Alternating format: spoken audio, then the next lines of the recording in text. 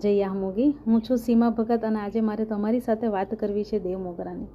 દેવમોગરા એક એવું ધામ છે જ્યાં વર્ષોથી ત્રણેય રાજ્યના આદિવાસી લોકો પૂરી શ્રદ્ધા અને નિષ્ઠા સાથે આવે છે. કેટલી સરસ છે આપણી સંસ્કૃતિ, સભ્યતા કે ખેતરમાં પાકતું પહેલું અનાજ આપણે આપણી કુળદેવીને અર્પણ કરીએ છીએ.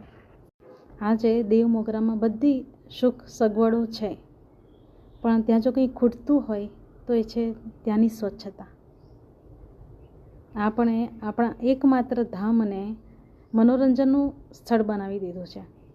મંદિરની આસપાસ 3-4 કિલોમીટર સુધી આપણે ગંદકી કરી નાખી છે.